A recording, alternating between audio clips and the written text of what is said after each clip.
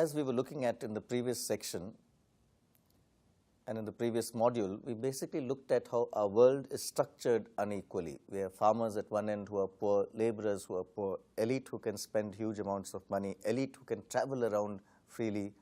And this world, then we ask ourselves, why is it that there is this inequality? What is it that makes one person higher than the other? Why should there be inequality at all? Let's look at different ways of understanding this inequality. If you take the conflict perspective, the Marxian perspective, it says inequality arises because there are different layers of income. In other words, there's a class system within which each of us exists.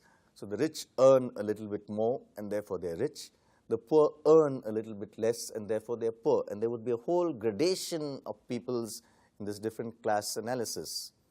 If you take functionalist theory, they would explain it by saying each one of us gets to our social position based on the way we work and on the way we interact with society, our talents and our abilities.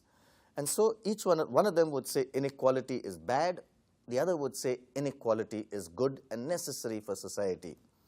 And each of these perspectives then needs to be teased apart to say, are there other ways of looking at inequality?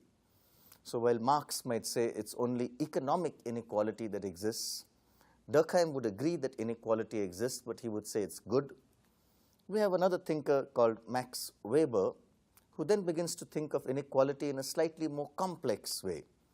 He says inequality really is not only about economics. Think about it yourselves. In your own society, perhaps, you will give weightage to somebody not necessarily because he is rich.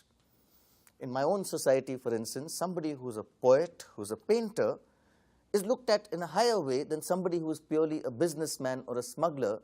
Even though the smuggler may have earned a huge amount of money, we sort of look down on the person and say, a smuggler is not somebody to be highly respected. Whereas the poet, the writer, the novelist, the artist is somebody who's creative, somebody who has done something new. And so we then place this person a little bit higher. And Weber would say this kind of marks out status rankings, honor rankings that are not really connected to wealth. Or, Weber would say, there's another way also of looking at inequality. He says, take the party, the group. So you would have different kinds of parties in your world, in my world.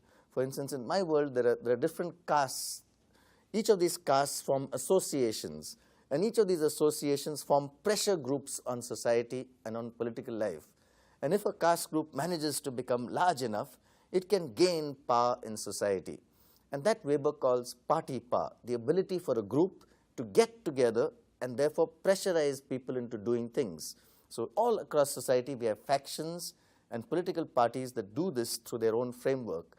And so what Weber is telling us, no, economics is not necessarily the only thing that stratifies society.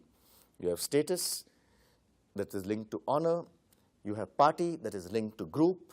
And today we recognize that there's even ethnicity, for instance, that stratifies society. So different ethnic groups. In your own society, you might see, for instance, that X group that calls itself one ethnicity considers itself superior to the other. Take, for instance, what happened in Rwanda. The Tutsi population sees itself as superior to the Hutu population. And when the Hutu population gets power, then it tries to get rid of this Tutsi population through a genocide. And therefore, societies structure themselves in varied ways. And each of these variations creates a hierarchy.